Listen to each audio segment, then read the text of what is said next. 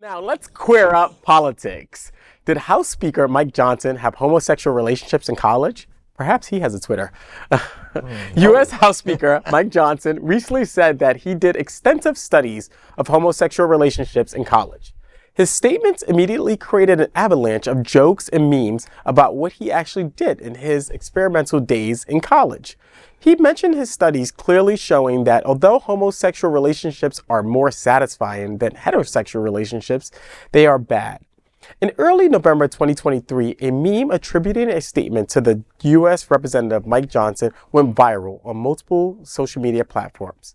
The alleged quote, which could be read as Johnson had participated in homosexual relationships in college, conveyed that Johnson's opposition to gay marriage was due to its being such a fun lifestyle. His statements were unearthed by CNN's K-File following Johnson's election to Speaker of the House. When he made these statements, Johnson was a lawyer for the Conservative Alliance Defense Fund, which fought to block the passage of gay marriage equality. The actual quote compared homosexuals to pedophiles and other deviant groups. But that is not what is bothering us the most. LGBTQ plus activists point out clear contradictions. They point out the fact that House Speaker Mike Johnson closely collaborated with a group in the mid to late 2000s that promoted conversion therapy. He gave legal advice to an organization called Exodus International and partnered with the group to put on an annual anti-gay event aimed at teens, but in reality believed that homosexual relationships are more satisfying. They are more satisfying. Period. Thanks, Mike Johnson. I think we all did a little bit of experimental. I got my undergrad and a master's. That would be Master Mike in homosexual relationship research. Oh boy! But the thing is, I mean, well. First of all, I want to say that I'm not supportive for the trope that all homophobes are secretly gay. That's ridiculous. That's a ridiculous trope. As much as many politicians turns out they're them. But the thing is, I'm also like, how does he come to the conclusion that so gay relationships are more satisfying than straight relationships? But that's bad. How does he come to that conclusion? Well, it's like all Republican fascists. They say, oh yeah, that's more fun, so we're going to be absolutely against it. Yeah.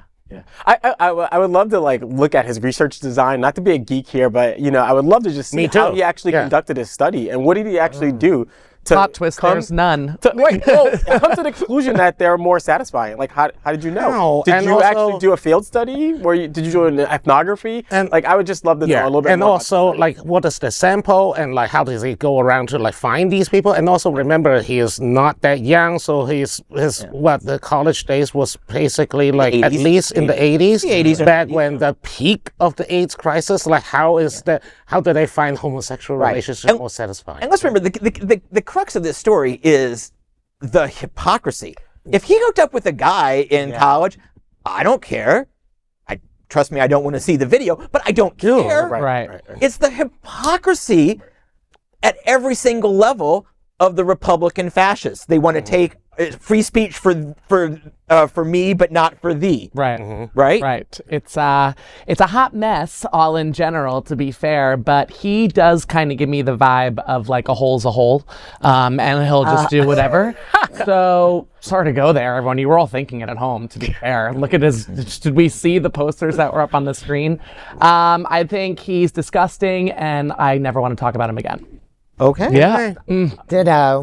Right? Okay. Before we move on, I just want to circle back to a point that was made in the story that the Alliance Defending Freedom or Christian group, Exodus, whatever it was, every summer event aimed at teens to be anti-gay. Imagine if we held a pro-gay, come explore homosexuality event every single summer. We laugh because the idea is ridiculous, but this actually happened. This is something that they did. They said, okay, kids, come together. I'm going to tell you why, sodomy sucks or whatever it was that they said. It's the hypocrisy, number one, and it's number two, the fact that they targeted teens. It's the entire Trump era of the Republican platform has been, I know you are, but what am I?